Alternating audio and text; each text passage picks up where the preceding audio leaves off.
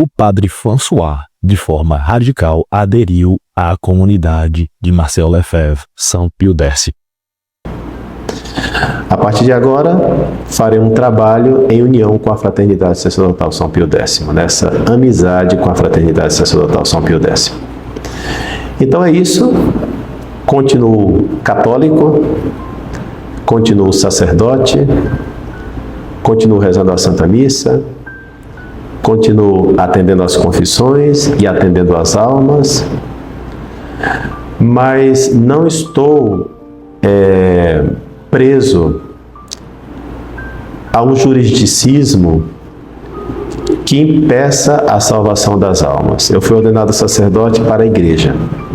E onde a igreja me pedir que eu vá, eu vou. E em tempos de crise, como nós estamos passando, há uma crise sem precedentes dentro da Igreja Católica, e eu compreendi essa crise, e alguns de vocês que estão me assistindo também compreenderam essa crise. Nesta crise sem precedentes, nós estamos em tempos de guerra, em tempos de batalha.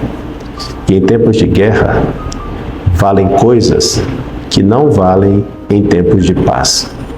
Eu passo a viver uma situação extraordinária dentro da própria Igreja Católica. A Fraternidade Sacerdotal São Pio X não está excomungada, não é cismática, não é sede vacantista. Ela reza em união com o Papa Francisco para a Fraternidade Sacerdotal São Pio X. O Papa é Francisco.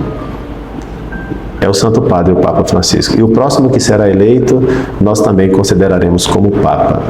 Olá pessoal, salve Maria e viva Cristo Rei. O padre François, conhecido como tradicionalista pelos seus cursos, assim numa pegada meio Padre Paulo Ricardo mesmo, de alguma forma, ele veio a público no último vídeo, ontem, dizer que agora ele é um tradicionalista, ou seja, ele, apesar de todas as questões que envolvem a vida dele, já numa caminhada como mais tradicional, né? Ele fala ali no vídeo do início da vida dele, como vocês vão ver agora.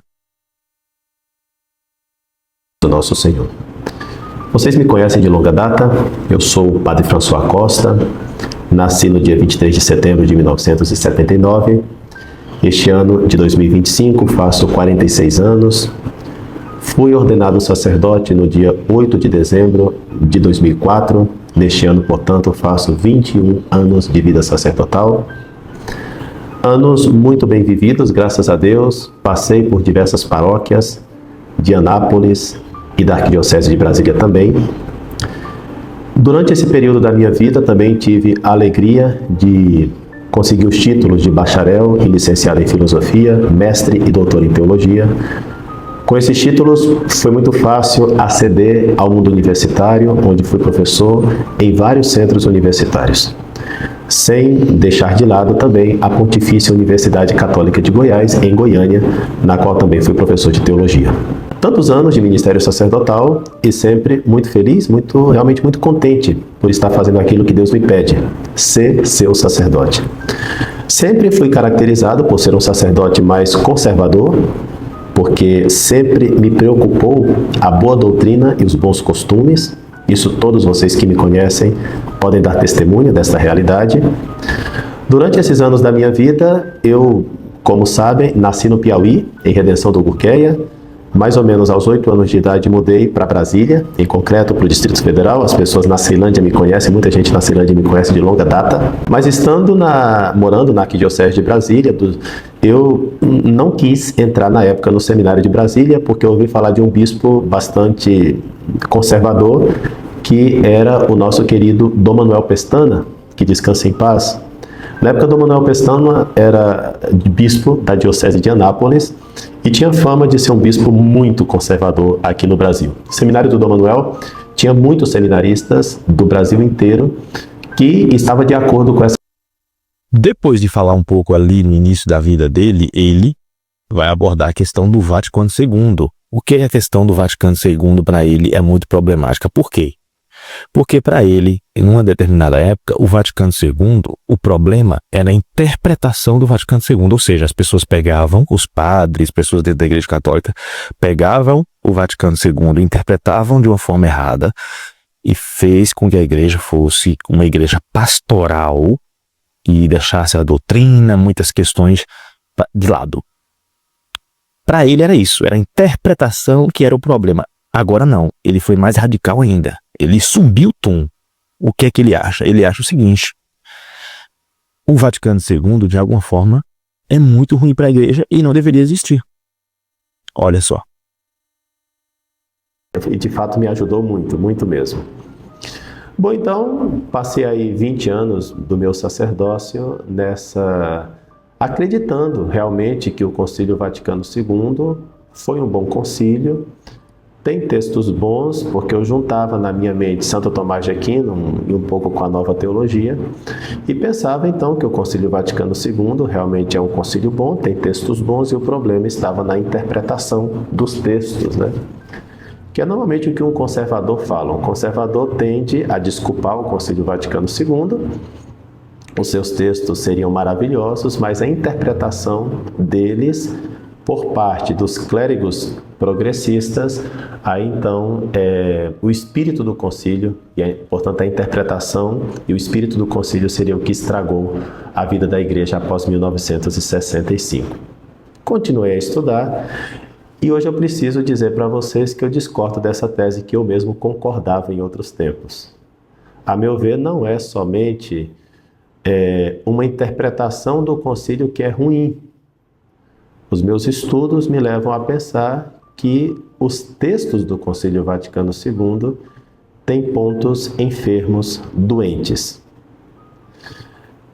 E então, esses estudos foram me levando cada vez. Então, pessoal, como vocês viram, é uma decisão dele, ele tem os fundamentos, as justificativas com base nessa decisão dele. Mas eu queria destacar alguns pontos. Ele, ao decorrer dos vídeos, diz que essa questão do cisma não existe na Igreja Católica por causa da comunidade São Pio X. Não existe cisma, certo? Ele diz isso.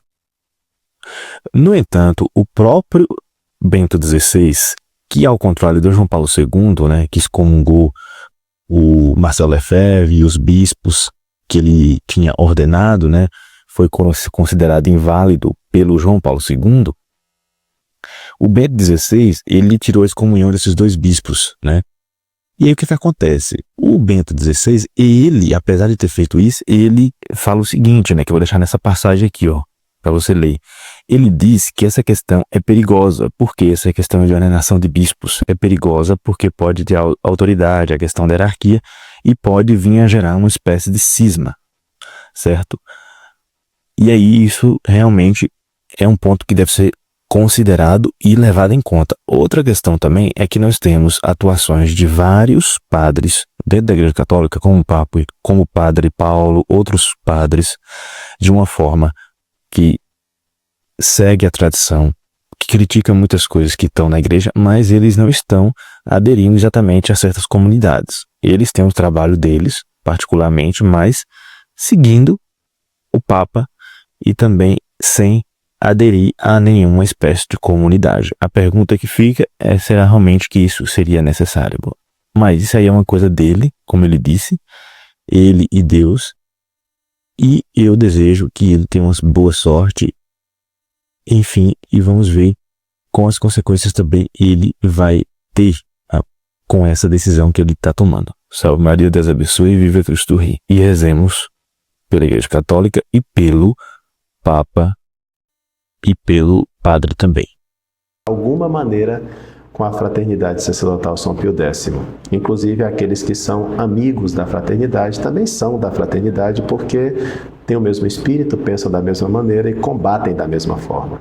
Querem as mesmas coisas e rejeitam as mesmas coisas. Eu entro a partir de agora para esta trincheira. A partir de agora, celebro tão somente a missa no rito tradicional e todos os demais sacramentos no rito tradicional. A partir de agora, farei um trabalho em união com a Fraternidade Sacerdotal São Pio X, nessa amizade com a Fraternidade Sacerdotal São Pio X. Então é isso. Continuo católico, continuo sacerdote, continuo rezando a Santa Missa, continuo atendendo às confissões e atendendo às almas, mas não estou preso a um juridicismo que impeça a salvação das almas. Eu fui ordenado sacerdote para a igreja. E onde a igreja me pedir que eu vá, eu vou. E em tempos de crise, como nós estamos passando, há uma crise sem precedentes dentro da Igreja Católica, e eu compreendi essa crise, e alguns de vocês que estão me assistindo também compreenderam essa crise. Nesta crise sem precedentes, nós estamos em tempos de guerra, em tempos de batalha. E em tempos de guerra, valem coisas que não valem em tempos de paz. Eu passo a viver uma situação extraordinária dentro da própria Igreja Católica.